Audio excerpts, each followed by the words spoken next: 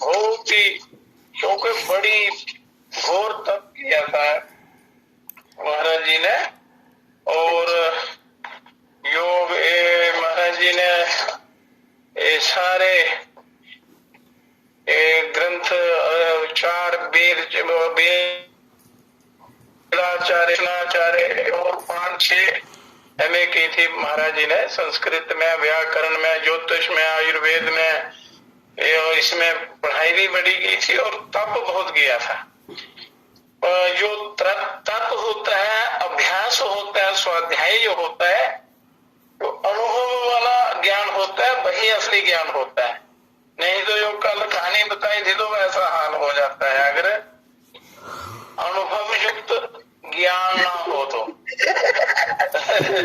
मैं तो साधु को इतनी अच्छी वाणी और इतने अच्छे शब्द और अनुभव भरा ज्ञान, तो ऐसा उन्होंने क्या सोचा कि ये कथा करते रहे और 3-4 दिन लगातार 8-8, 10-10 घंटे करता।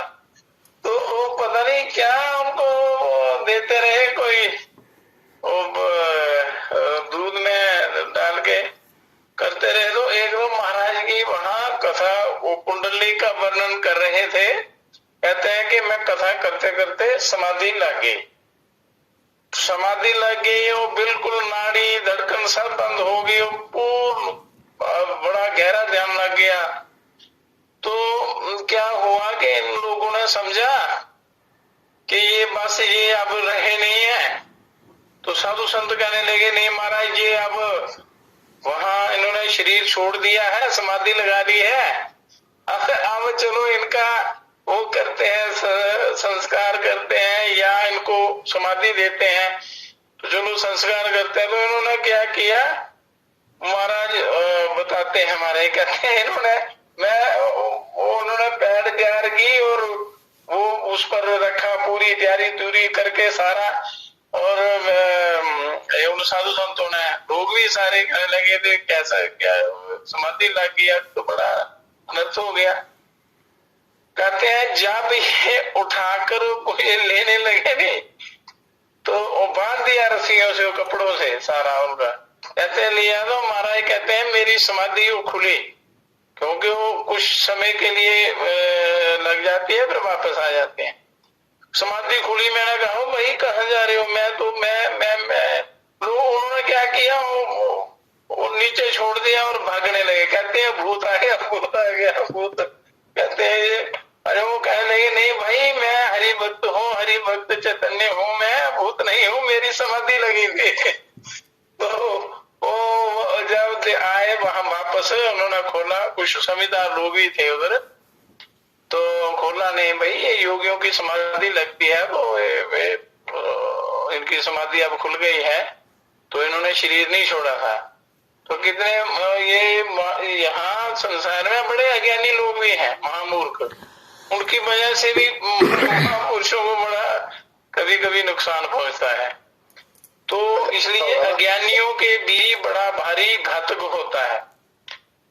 तो वो जो महाराज जी का बड़ा सामान था तो उन्होंने बांट लिया लोगों ने, कहते हैं चलो अब ये आप ही रखो सारा अंतदान। तो फिर दोबारा वो कथा प्रारंभ हुई, जग फिर बड़े अनुभव बताते हैं महाराज जी अपने, बड़ी समाधि तब भी बाल्यकाल में तब भी लोग ले चले थे, पर वो शंख से उनकी समाधि खुल गई। सारा उन्होंने फिर समझाया लोगों को, फिर घर से निकल गए कि मूर्खों के बीच में ये रहना बड़ा घातक हो सकता है। इसलिए साधु लोग बड़े एकांत स्थान में रहते हैं। और ये इसलिए हर मनुष्य को सत्संग का सेवन करना चाहिए, क्योंकि वहां से बहुत कुछ सीखता है आदमी। महाराज कहते हैं माता जी वो सत्संग सुनती थी और पढ़ती भी थी, स्वाध्याय भी, और सत्संग में सुना था उन्होंने कि जब समाधि लगती है तो ये ब्रह्मरंध्र जो है, सिर जो है गर्म रहता है, तो उस धड़कन श्वास बंद हो जाता है, पर ये सहस्रारबिंद गर्म रहता है, सिर गर्म रहता है। तो वो समाधि लगी होती है, प्राण नहीं निकले होते हो। पर अज्ञानी लोग जो है तो वो ऐसा कर देते हैं। तो इसलिए मूर्खों के बीच में नहीं रहना चाहिए। तो जीवन घाती हो जाती है। इसलिए लोग बताते नहीं है ऐसी आम ओपन साधनाएं नहीं करते हैं, एकांत में करते हैं जाकर। तो मनुष्य को सत्संग का सेवन बड़ा जरूरी करना चाहिए, वहां से ज्ञान मिलता है। एक शब्द भी आपके दिमाग में बैठ जाएगा तो अपना जीवन भी सफल हो जाएगा और किसी का भी हो सकता है, ये कर सकते हैं आप। तो ऐसा है कि संतों का संग ये कभी व्यर्थ नहीं जाता है।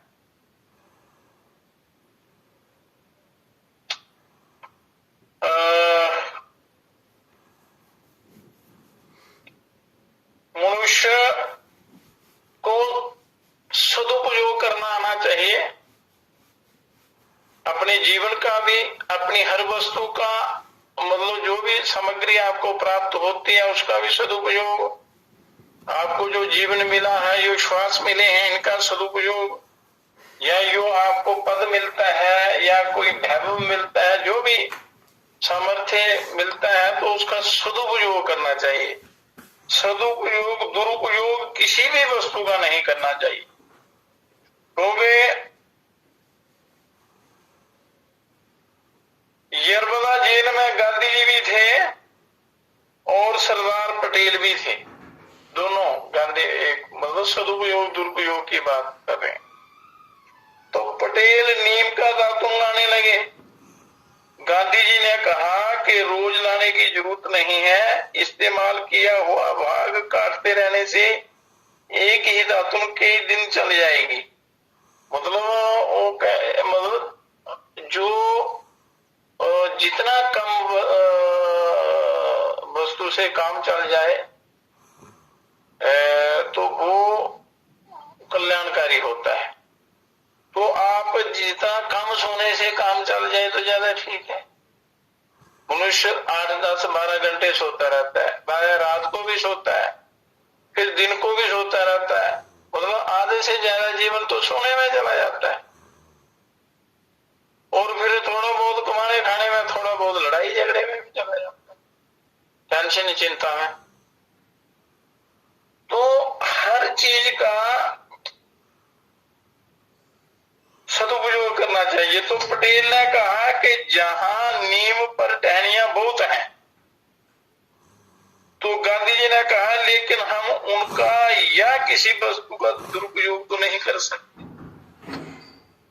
अगर जल बहुत है तो हम उसको बेकार उसको बहाएंगे या उसका दुरुपयोग करेंगे तो नुकसान होता है। तो इसलिए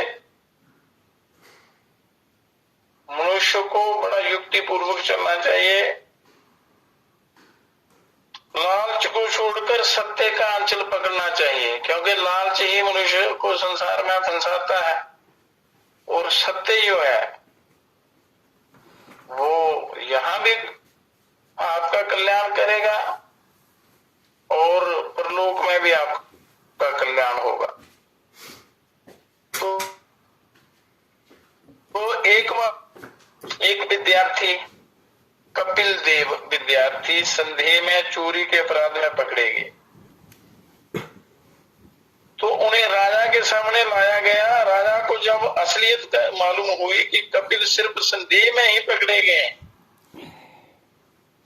ये इन्होंने असल में चोरी नहीं की है, क्योंकि कपिल सिर्फ 2 मासा स्वर्ण पाने के लालच में राजा को आशीर्वाद देने ही आए थे, और ये बात आरक्षकों को मालूम नहीं थी। वो मतलब लालच के कारण आए थे।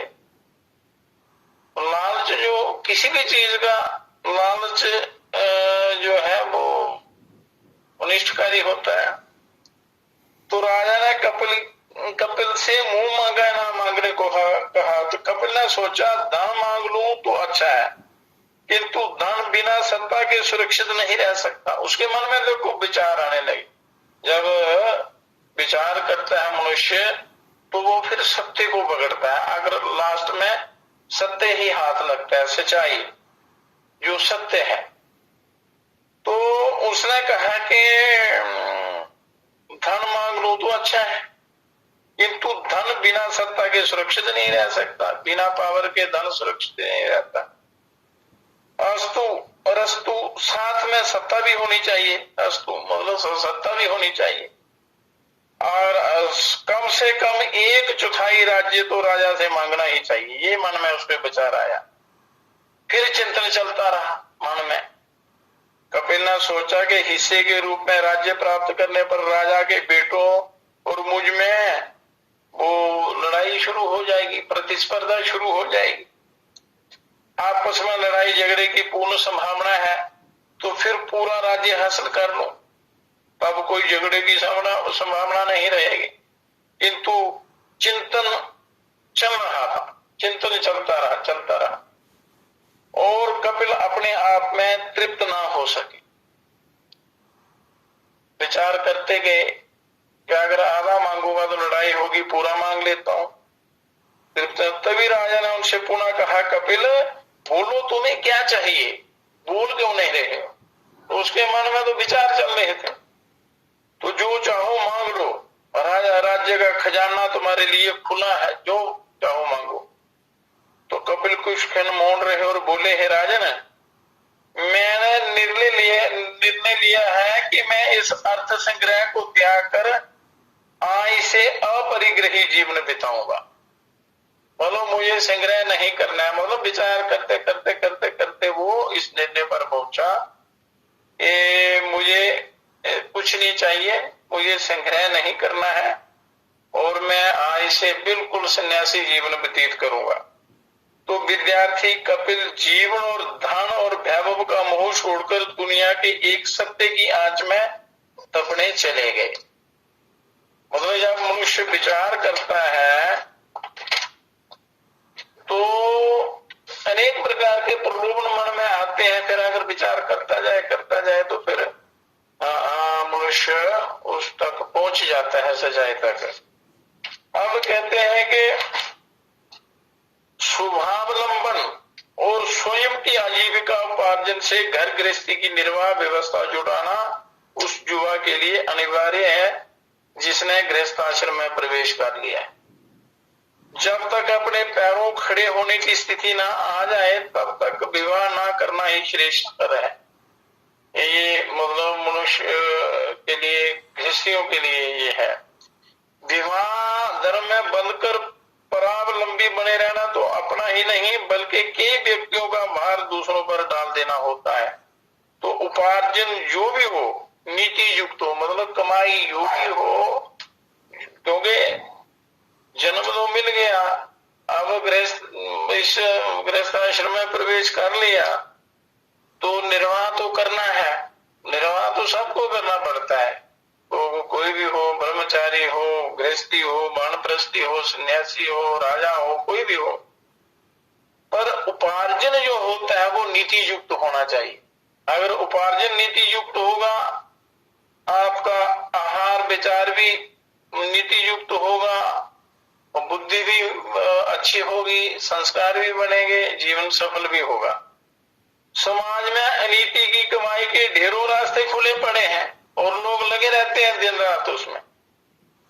उनका शॉर्टकट वाला मार्ग सहज लुभाता भी है कि रातों रात हम करोड़पति बन जाएं।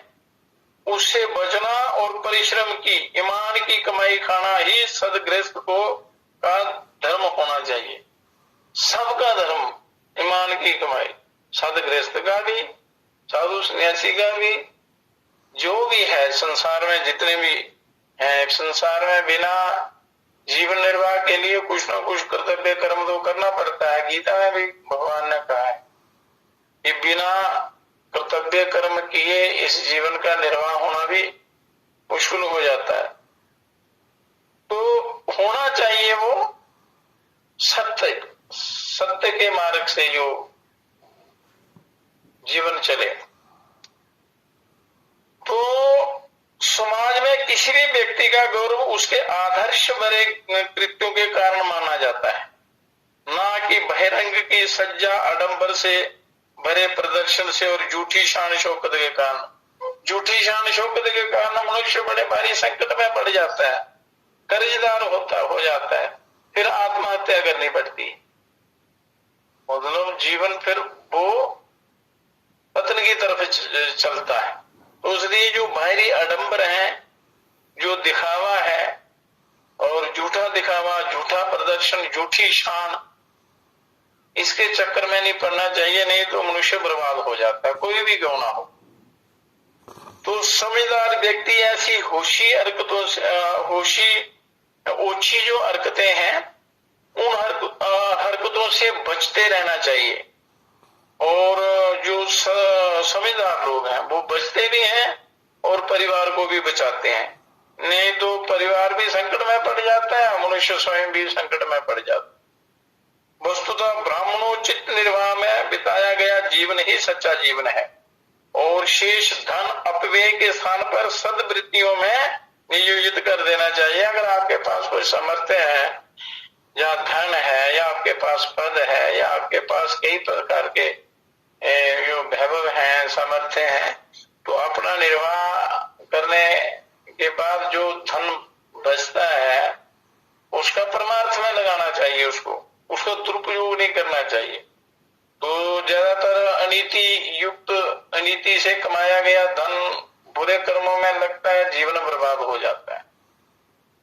और जो सत्य की कमाई है उससे अपना जीवन निर्वाह करते हुए परोपकार भी करना चाहिए, तो वे परमात्मा कृपा करते हैं। तो अपनी नासमझी के कारण जो व्यक्ति स्वयं के दिखावे, ऊपरी सज्जा, अहंकारी उन्माद में लिप्त रहते हैं, सायमिक रूप से भले ही चाटुकारों की वाह पाले, थोड़े लोग उसको बाहोबाही करेंगे, धन खोने पर अंततः सिर धुनते और औरों के निंदाभाजन होते देखते जाते हैं, फिर दुख भोगना पड़ता है। तो उन्हें कभी सच्चा सम्मान नहीं मिलता, कल्याण तो दूर की बात रही, उल्टे अपने कृत्य का प्रतिफल तिरस्कार के रूप में मिलता है। इसलिए व्यक्ति को ऐसे ही जीवन की ये व्यवस्था है। जीवन मिला है आपको उद्धार के लिए, आत्मोद्धार के लिए, कल्याण के लिए, तो हम इसका लगा देते हैं संसारिक विश्व भोगों में, इस झूठे माया जाल के में फंसकर अपना बर्बाद कर देते हैं, फिर ठोकरें मिलती हैं। जैसे हम अपने वस्तुओं का दुरुपयोग करते हैं तो दुख भोगना पड़ता है, उसी प्रकार जब आप अपने जीवन का दुरुपयोग करते हैं तो दुख भोगना पड़ता है। तो व्यक्तिगत जीवन में तो अर्थ की अवमानना के कारण वह असमय गरीबी और कर्ज उड़ते हुए त्रास भुगतते ही हैं। ऐसे व्यक्ति उनके लिए जीते जागते उदाहरण के समान है, जो प्रदर्शन द्वारा अपने अहंता का पोषण कर बड़ी भीड़ इकट्ठी करना चाहते हैं, और जो वो शान से कमाया गया धन वो रहता नहीं है, और झूठी जो शान है वो भी चली जाती है और मनुष्य फिर ठोकरें खाता है, भटकता है। तो उन्हें अपने किए का फल तुरंत ही मिल जाता है, तो उनके कृत्यों का प्रतिफल परिवार को भी भुगतना पड़ता है। यही उस कपिल देव के मन में उसने अपने चिंतन किया, विचार किया कि मुझे ऐसा नहीं करना है, मुझे तो सत्य के मार्ग पर चलना है, तो इसलिए उसने सत्य को अपनाया। इसलिए हर व्यक्ति को सत्य को अपनाना चाहिए। झूठी जो दिखावा है, आडंबर है, इससे बचना चाहिए, नहीं तो मनुष्य को दुख भोगना पड़ता है, कष्ट भोगना पड़ता है और ये जीवन बर्बाद हो जाता है। तो अध्यात्म और आत्मज्ञान और उस परमात्मा के प्रकाश का दर्शन कैसे होगा जब ये जीवन ही आपका सही नहीं है, आपका चाल चलन ठीक नहीं है, आपका व्यवहार ठीक नहीं है, आपका आहार ठीक नहीं है, तो जीवन का पतन निश्चित हो जाता है। तो इसलिए मनुष्य को बड़ी समझदारी से इस जीवन को चलाना चाहिए। तो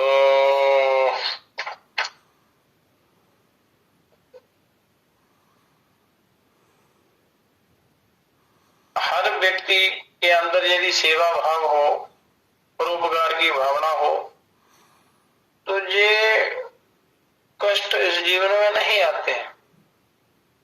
संसार के पदार्थों से संबंध विच्छेद हो जाता है और इस जीव का उद्धार हो जाता है, कल्याण हो जाता है। तो इसलिए मनुष्य जो गृहस्थी हैं उनको सदगृहस्थ बनना चाहिए। वहीं से बड़े बड़े ऋषि मुनि, बड़े बड़े सिद्ध योगी और कल्याण करने वाले जीव पैदा होते हैं। अगर गृहस्थी सदगृहस्थ है तो, अगर घर में है आपका आचार विचार नहीं है, आपका खान पान नहीं है, या आपका जो खान पान है वो हिंसा से युक्त है, किसी दूसरे जीवों को मारकर और घर में जो बनाते हैं खाते हैं, तो वो समझो शमशान घाट ही बन जाता है, कब्र ही बन जाती है। वो बड़ा बड़ा भारी अनिष्ट होता है। वो तो फिर उसको नरक में भी जगह नहीं मिलती है। तो मनुष्य होकर मनुष्य को सत्वृत्तियों को विकसित करना चाहिए। ये असुरी वृत्तियों का त्याग करना चाहिए। जब तक ये असुरी वृत्तियों का त्याग नहीं करेगा तब तक ये जीव सुखी नहीं हो सकता। तो दुष्वृत्तियों वाले लोगों का अपने ये शास्त्रों में पढ़ते हैं, इतिहास में पढ़ते हैं, बड़े कंस, रावण इत्यादि जितने बड़े बड़े भयंकर ये असुर हुए हैं, इन्होंने अपने सामर्थ्य का, अपने जीवन का दुरुपयोग किया और दुर्गति को ही प्राप्त हुए। तो इसलिए मनुष्य को चाहिए कि ऐसे दुष्कर्म ना करके अपना कल्याण करें। तो आत्म कल्याण, मोक्ष, परम तत्व की प्राप्ति संबंधी बहुत सी भ्रांतियां व्यक्तियों में पाई जाती हैं। सत्वृत्तियों का अभ्यास कहीं भी करते हुए व्यक्ति अपना व दूसरों का हित साधन कैसे कर सकता है, इसका बड़ा सुंदर उदाहरण स्कंद पुराण की एक कथा में मिलता है कि मनुष्य को अपनी सत्वृत्तियों को विकसित करना चाहिए। जब सत्वृत्तियां विकसित होंगी तभी आप आगे ध्यान की तरफ चलेंगे, तभी वो सफलता मिलेगी, तभी वो ब्रह्म का साक्षात्कार होगा। तो पहले तो ये जो जीवन मिला है ये तो पवित्र बने। तो कहते हैं कि एक बार कात्यायन ने देव ऋषि नारद जी से पूछा, हे भगवान, आत्म कल्याण के लिए विभिन्न शास्त्रों में विभिन्न उपायोपचार बताए गए हैं, बड़े बड़े उपनिषदों में बताए हैं, बड़े ग्रंथों में, वेदों में बताए हैं। गुरुजन भी अपनी अपनी मति के अनुसार कितने ही साधन विधानों के माध्यम बतलाते हैं, अपने अपने अनुभव के से मार्गदर्शन करते हैं। जप, तप, त्याग, वैराग्य, योग, ज्ञान, स्वाध्याय, तीर्थ, व्रत, ध्यान, धारणा और समाधि आदि अनेक उपायों में से सभी को कर सकना एक के लिए संभव नहीं है। फिर सामान्य जन ये भी निर्णय नहीं कर सकते कि इनमें से किसे चुना जाए। ज्यादातर लोग संशय युक्त रहते हैं और संदेह में रहते हैं कि क्या करें क्या नहीं करें, इस संशय में रहते हैं। तो कृपया आप ही मेरा समाधान करें कि सर्वसुलभ और सुनिश्चित मार्ग क्या है। सर्वसुलभ भी हो और सुनिश्चित हो, पक्का हो गए इससे मेरा कल्याण होगा। अनेक मार्गों के भड़काव से निकालकर मुझे सरल अवलंबन का निर्देश कीजिए। सच्चा जो रास्ता है, सच्चा जो सहारा है वो बताइए। तो उत्तर देते हुए नारद ने कात्यायन से कहा कि हे मुनि श्रेष्ठ, सद्ज्ञान और भक्ति का एक ही लक्ष्य है कि मनुष्य सत्कर्मों में प्रवृत्त हो, स्वयं संयमी रहे और अपनी सामर्थ्यों को इन गिरों को उठाने और ऊँटों को उछालने में नियोजित करे और सत्वृत्तियां ही सच्ची देवियां हैं, सत्वृत्तियां ही सच्ची देवियां हैं। और जिन्हें जो जितनी श्रद्धा से सींचता है वह उतनी ही विभूतियां अर्जित करता है। श्रद्धा, यह गीता में भी भगवान कहते हैं कि श्रद्धा के बिना कुछ नहीं होता। तो श्रद्धा, सच्ची श्रद्धा जो है वो मनुष्य के अंदर होनी चाहिए। आत्म कल्याण और विश्व कल्याण की यो सुनिश्चित साधना करने के लिए परोपकाररत रहना ही सर्वश्रेष्ठ है। तो गीता में हर बार जगह जगह में लिखा है कि सेवा भाव, संसार के पदार्थों से अगर संबंध विच्छेद करना है तो सेवा भाव होना चाहिए।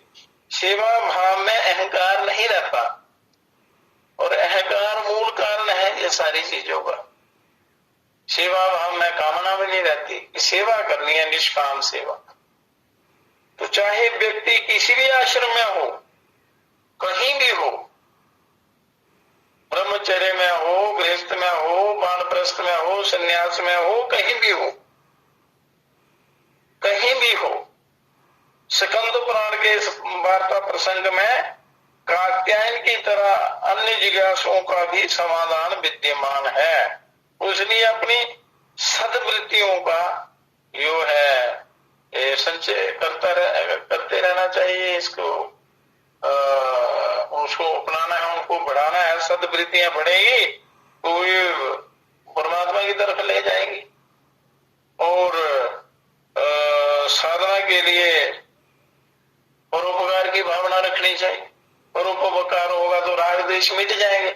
परोपकार की भावना होगी तो राग द्वेष रूपी ये शत्रु मिट जाते हैं और इस जीव का उद्धार हो जाता है। और मनुष्य को कोई भी आश्रम बदलने की जरूरत नहीं है, अपना स्वभाव बदलना चाहिए। आपका स्वभाव बड़ा सरल होना चाहिए, मधुर होना चाहिए, इतना पवित्र और शांत और मक्खन की तरह मनुष्य का स्वभाव होना चाहिए। कर्कश स्वभाव जो है वो जीवन ही बर्बाद हो जाता। तो इसलिए बड़ी विशालता होनी चाहिए अंदर, महान विचार, हृदय खुला, उदार चित्त होना चाहिए मनुष्य। आश्रम नहीं बदलो, स्वभाव बदलो। जब तक आप अपना स्वभाव नहीं बदलेंगे, जितने मर्जी आश्रम बदलो, जितने मर्जी गुरु बदलो, कल्याण नहीं होगा आपका। आपको स्वयं को बदलना पड़ेगा। अब कहते हैं कि एक युवक बड़े उद्यत स्वभाव का था, एक व्यक्ति, लड़का, बात बात पर आग बबूला होता और कहने समझाने पर भी सन्यासी हो जाने की धमकी देता रहता था। कहता सन्यासी हो जाऊंगा, ये करूंगा, वो करूंगा। परिवार वालों ने आए दिन की खिचखिच में तंग आकर उसे सन्यास की छूट दे दी। जाओ भाई सन्यासी बन जाओ। समीप ही नदी के किनारे एक सन्यास आश्रम था, तो उसकी जानकारी भी युवक को थी, तो वह सीधा वहीं पहुंचा। तो उसके संचालक ने पहले ही उसकी उद्दंडता सुन रखी थी। पहुंचा तो रास्ते पर लाने का विचार करते हुए और भी अधिक स्नेह दिखाते हुए पास बिठाया। सन्यास दीक्षा का प्रस्ताव किया तो उसे दूसरे दिन देने की अनुमति मिल गई। दीक्षा के विधान में पहला क्रम था दीक्षा देने के विधान में कि समीपवर्ती नदी में दिन निकलने के पूर्व स्नान करके लौटना, कि सूर्योदय से पहले स्नान करके आना, ये नियम थे। और आलसी प्रवृत्ति और ठंड से डरने वाले स्वभाव में ये निर्धारण उसे अखरा तो बहुत, पर करता क्या, नियम पाले बिना कोई चारा भी नहीं था, घर से भी लूट कर आ गया था। तो जिन कपड़ों को खूंटी पर टांग कर युवक नहाने गया था, वो आश्रम के संचालक ने उन्हें फाड़कर चिथड़े चिथड़े कर दिए। उसकी परीक्षा लेनी थी कि क्या ये दीक्षा के योग्य है भी कि नहीं। तो कांपता हुआ वापस लौटा तो कपड़े फटे पाए। गुस्सा उसका और बढ़ रहा था, वो पहले भी गुस्सैल था। तो दीक्षा का मुहूर्त शाम का निकला। तब तक कुछ फलाहार करना उपयुक्त समझा गया। तो उसकी थाली में नमक मिले करेले रख दिए गए। उसने सोचा कि कोई फल शल मिलेंगे खा लूंगा। कड़वे बहुत थे, सो गले से नीचे ना उतरे। जल्दी उठने, ठंड में नहाने, कपड़े फट जाने और करेले खाने के कारण वह बहुत खिन्न और दुखी हो रहा था। और संचालक ने उसे फिर बुलाया और कहा कि सन्यास में कोई बारात की दावत नहीं दी जाती है। इसमें प्रवेश करने वालों को पग पग पर मन को मारना पड़ता है, साधना करनी पड़ती है और परिस्थितियों को से तालमेल बिठाना, संयम बरतना और अनुशासन पालन करना होता है। ऐसे दीक्षा नहीं मिलती है। तो इसी अभ्यास के लिए तो संन्यास लिया जाता है। तो मुहूर्त आने तक युवक अपने प्रस्ताव पर पुनर्विचार करता रहा, सोचता रहा कि ये बहुत बड़ा कठिन काम है। तीसरे प्रहर ये कहते हुए वो घर वापस लौट गया कि यदि संयम साधना और मनोनिग्रह का नाम ही संन्यास है तो उसे घर रहकर सुविधा पूर्वक क्यों ना पालूं, तो जरूरी यहीं रहकर मैं करूं। तो युवक बदलती हुई मनस्थिति लेकर घर वापस लौटा और स्वभाव बदला तो वातावरण बदलते देर ना लगी। इसलिए मनुष्य को अपना स्वभाव बदलना चाहिए। स्वभाव बदले बिना कल्याण नहीं होता। तो परिवार में ही उसने तपोवन जैसा वातावरण बना लिया। भ्रांतियां दूर हुई तो राह भी मिली। तो इसलिए मनुष्य को अपना स्वभाव बदले तो घर में ही स्वर्ग बन जाता है। तो मनुष्य को जब थोड़ी भी तकलीफ आती है मनुष्य हार जाता है, छोड़ देता है। मैं साधना में वो कष्ट आता है वो भी छोड़ देता है और अपने मन के अनुकूल जो होता है वो करता है। तो संग्राम से जूझना आना चाहिए, भागना नहीं चाहिए। वो परिस्थितियों से डरकर मनुष्य भाग जाता है, फिर साधना कैसे होगी? साधना हो ही नहीं सकती। तो महर्षि अंगिरा ने गोपमाल को तिलक किया और कहा कि हे तात, मैं जानता हूं कि तुम्हारे अंतःकरण में मुक्ति की आकांक्षा अत्यंत प्रबल है। तुम जाओ और वर्णाश्रम धर्म की मर्यादा अनुसार गृहस्थ धर्म का अनुशीलन करो। अंगिरा ने और गोपाल दास को कहा, गोपाल माल को, तो आपकी आज्ञा शिरोधार्य है गुरुदेव, पर ये संसार तो बंधन है। वो कहने लगा, गुरुजी आज्ञा तो आपकी का मैं पालन करूंगा, पर संसार बंधन है। वहां जाकर मुक्ति जैसे जीवन लक्ष्य को भूल गया तो फिर क्या होगा? मेरी इच्छा तो मुक्ति की है और मैं गृहस्थ में गया तो मेरा कल्याण कैसे होगा?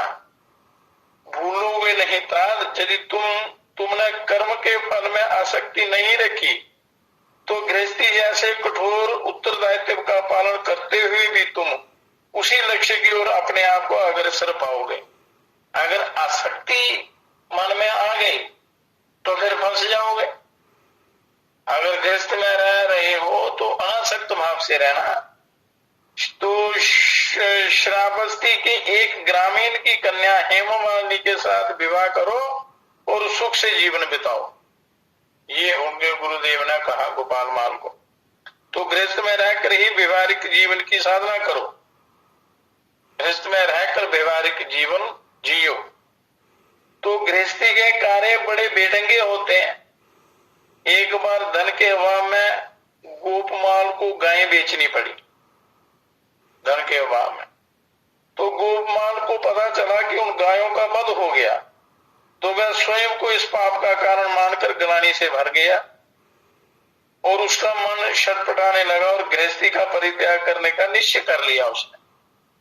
तो हेममालिनी ने भी उसके मन की बात जान ली, उसकी पत्नी ने, और उसने निश्चय कर लिया कि मैं भी पति के साथ ही गृह त्याग करूंगी, त्याग दूंगी। पतिव्रता थी।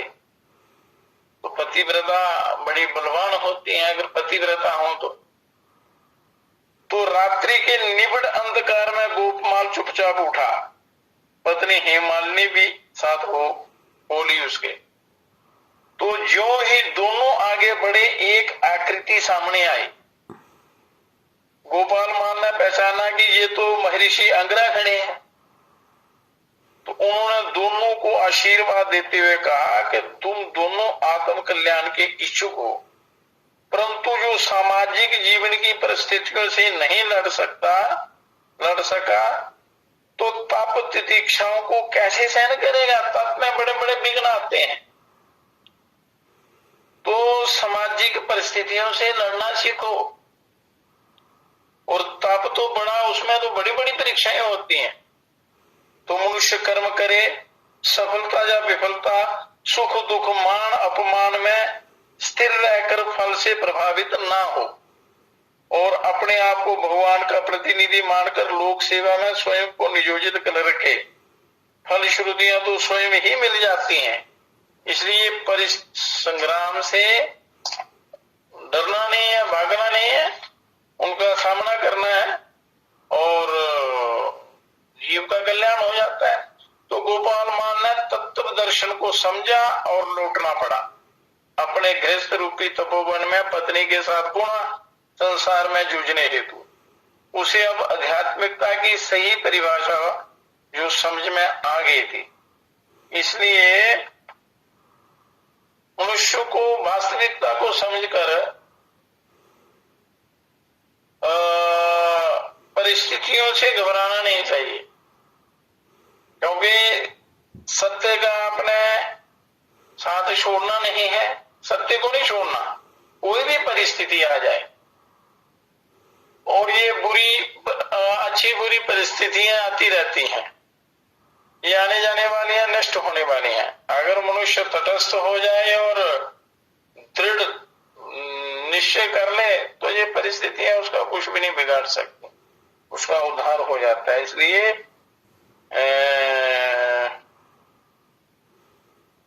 वो जीव का उद्धार हो जाता है। परिस्थितियों से भागना नहीं, दृढ़ता से अगर आप सामना करेंगे तो जीत आपकी होगी, सत्य की होगी, सच्चाई से। तो इसलिए सत्य का मनुष्य को अनुसरण करना चाहिए। और सत्य में जयते ऐसे नहीं लिखा है, वो अनुभव करके ये ऋषियों ने बातें लिखी हैं। जो भी लिखा है, मनुष्य को परिस्थितियों से घबराना नहीं है, उनका सदुपयोग करना है। जैसे ये मोदी जी एक दिन कह रहे थे, महाराज लोग कोई कसर नहीं छोड़ते, मुझे कोई दिन ऐसा नहीं जाता जो उल्टी सीधे शब्द गालियां जो देते हैं वो पत्थर मारते हैं, तो मैं उनकी ही सीढ़ियां बनाकर उनके ऊपर जाके अपना काम कर लेता हूँ। तो लोगों की बातों से घबराना नहीं होता, आपका लक्ष्य अच्छा होना चाहिए और सत्य को छोड़ना नहीं है। तो इसलिए तभी आप सफल होंगे। तो अध्यात्म मार्ग तो उसमें तो बड़ी बड़ी परीक्षाएं होती हैं, उनको कैसे सहन कर पाओगे। तो इसलिए डरना घबराना नहीं होता है, सत्य पथ पर चलते रहना चाहिए अपनी सामर्थ्य के अनुसार।